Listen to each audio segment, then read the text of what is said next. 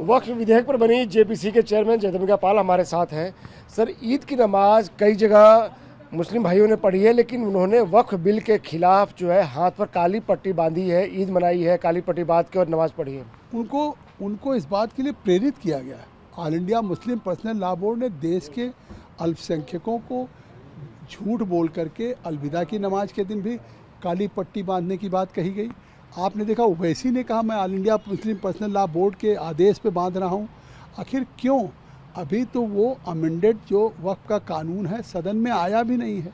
आखिर कौन सा क्लाज है जो वक्फ के बेहतरी के बजाय वक्फ की प्रॉपर्टी को कहीं नुकसान करने वाला है? लेकिन इसके बावजूद भी जिस तरह से all India Muslim personal law board के अध्यक्ष सैफुल्ला पूरे देश को गुमराह करके इसको सियासी अखाड़ा या इसको सियासी एक तरह से सियासत दे रहे हैं, जंतर मंतर पे धरना दे रहे हैं, फिर चले गए बिहार में नीतीश कुमार के खिलाफ धरना देने, अब चंद्रबाबू नायडू पे दबाव डाल रहे हैं। आखिर क्यों ये इस तरह से झूठ बोल करके बदअमनी क्यों पैदा करना चाहते हैं, गुमराह करके अस्थिरता क्यों पैदा करना चाहते हैं? सरकार ने स्पष्ट कर दिया था कि हम इस वक्फ बिल को इसलिए ला रहे हैं, अमेंड कर रहे हैं कि वक्फ का फ़ायदा जो भी गरीब मुसलमान को, पसमानदा को, ख़वातीन को, अनाथ बच्चों को, महिलाओं को नहीं मिल रहा है, उसका फ़ायदा उन्हें मिले, न कि मुतवल्ली को, केयरटेकर को या वक्फ बोर्ड के लोगों को, अहलकारों को, अधिकारियों को मिले।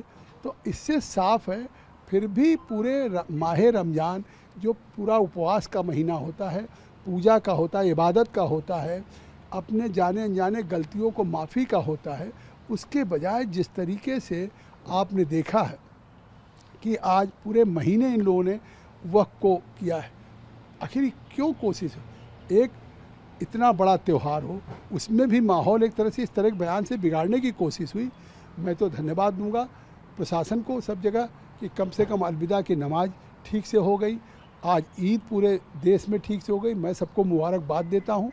लेकिन जिस तरीके से ये या ओवैसी या ये लोग सब लोग कोशिश कर रहे हैं, ये कोई सवाल वक्फ का नहीं, न मजहबी है, ये केवल सियासत का है। लेकिन इस बिल को सांप्रदायिक बताया जा रहा है, मुसलमानों के खिलाफ बताया जा रहा है और कहा जा रहा है कि ये तो बीजेपी और आरएसएस का एजेंडा है। नहीं, अगर बिल सांप्रदायिक है तो हमसे बहस कर लें। वो तो 6 महीने हमारे साथ थे, अंदर की बातें तो वो सब उन्होंने सुनी है। एक एक विटनेसेज पे, एक एक प्रोसीडिंग्स में, वोटिंग तक पे उन्होंने हिस्सा लिया है। वो नहीं कहते, केवल जज्बात भड़का रहे हैं वैसी साहब कि हमारे ऊपर हमला है, हमारे ऊपर गोलियां चलाई जा रही, मस्जिदों पर चलाई जा रही, ईमान पर चलाई जा रही। साफ कर दिया किरण रिजिजू साहब ने कि ये लोगों को गुमराह कर रहे हैं। हम कहीं भी किसी मस्जिद को या कब्रिस्तान को या इबादत गाह को नहीं लेने जा रहे हैं। वो पार्लियामेंट्री अफेयर मिनिस्टर हैं, वो माइनॉरिटी मिनिस्टर हैं।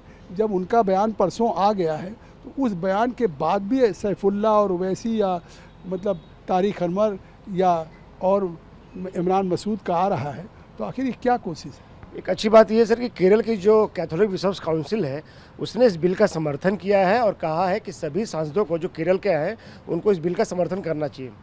मैं उनको धन्यवाद देता हूँ क्योंकि देखिए आखिर उन्होंने सभी एमपी से किया है। कैथोलिक के पादरी तो अपना प्रीस्ट हैं, उनका कोई सियासत से मतलब नहीं, लेकिन आखिर उनको ये बिल बेहतर लगा होगा।